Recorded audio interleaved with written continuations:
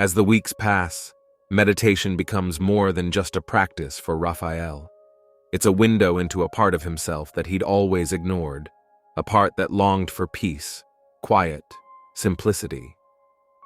The old monk he met at the temple every time seemed to see something deep in him, as if he could see all of his fears and discomfort without Rafael having to say a word. Despite their limited verbal interaction, the monk's presence was enough to make Rafael feel less alone in his struggle against the expectations that suffocated him. If you like stories like this, don't forget to subscribe to our channel so you don't miss the next videos. One evening, while he was returning home from the temple, Rafael noticed something he had never noticed before. He looked at the sky of the city, illuminated by artificial lights, and for the first time in a long time, he noticed the stars. Not that they had never been there, but he had never looked up, too busy running from one commitment to another. It was a small epiphany, but a powerful one. A simple gesture like looking at the stars, which represented how much he had lost contact with the world around him. Have you ever had a moment like this? Tell us about it in the comments.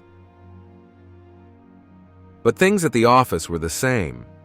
Business was as usual, and the pressure on the microchip manufacturing department was increasing every day. The goals were getting higher.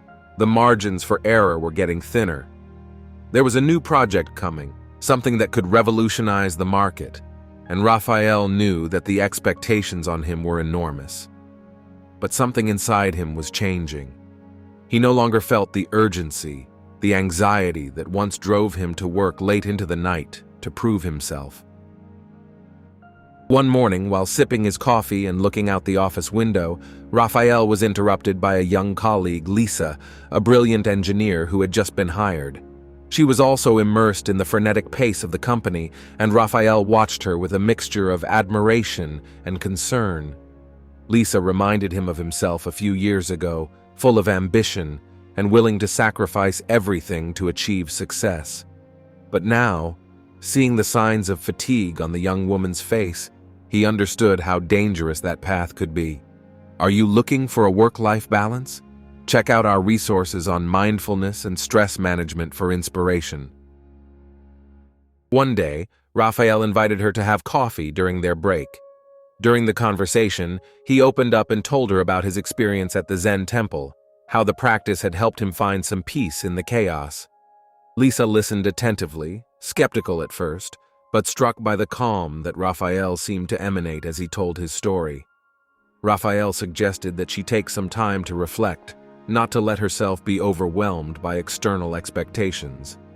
In the meantime, Rafael's relationship with his family was slowly improving.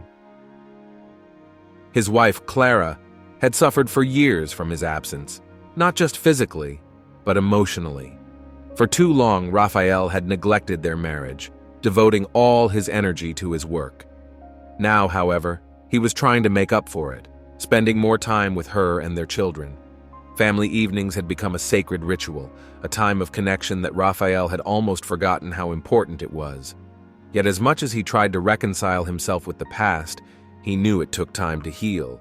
Taking time for family is essential. Share with us in the comments how you carve out time to be with your loved ones. As the months passed, Rafael found himself reflecting more and more often on another question: the meaning of success. What did it really mean to be successful? Was it to work tirelessly to get a promotion, to prove something to others, or was there something more? The Zen monk had once told him, "True success is not measured by what you have achieved, but by what you have become along the way." Those words had struck a chord with him. It was no longer enough for Rafael to accumulate trophies or professional recognition. He wanted to become a better person, a more aware, kinder, more present man. Remember, success is not only external, but also internal. What does true success mean to you? Let us know in the comments. While Rafael was searching for his inner balance, Lisa, inspired by his guidance, began to explore the world of Zen. The young woman began to attend the temple, and although she was skeptical at first, she found in meditation a refuge from the whirlwind of her work life. However, Lisa's path was not easy. The weight of family and social expectations often made her retrace her steps, doubting the possibility of finding a true balance between work and personal life. One day, during a crucial meeting, Rafael and Lisa were faced with an unexpected challenge. A technical problem threatened to jeopardize the launch of their new project. The department was in a panic, and the superiors were pushing for an immediate solution. Lisa, visibly agitated, seemed ready to collapse under the pressure.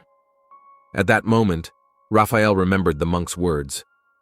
"Don't try to control everything. Sometimes you just have to let things happen."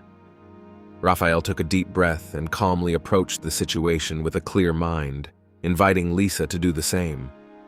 Together, they found a solution, but the real victory for Rafael was realizing that it was not just about solving technical problems, but about facing challenges with a different awareness, with less attachment to the end result.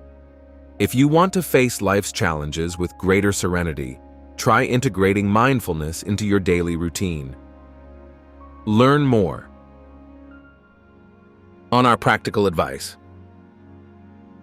Lisa's breakthrough came a few weeks later.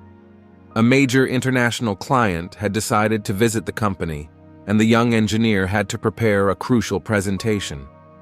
The night before the meeting, Lisa was gripped by anxiety. Her mind kept producing negative thoughts. What if I fail? What if I'm not good enough? But remembering Rafael's lessons, she decided to sit in silence, breathe deeply, and let go of those fears. The next day, her presentation was a success. Not so much because of the accuracy of the data, but because of the serenity she emanated. Let go of your fears and act calmly. Sign up to continue discovering techniques that can improve your life. Over time, Lisa and Rafael became true allies in the company, not only for the work they did, but also for the way they learned to manage their lives.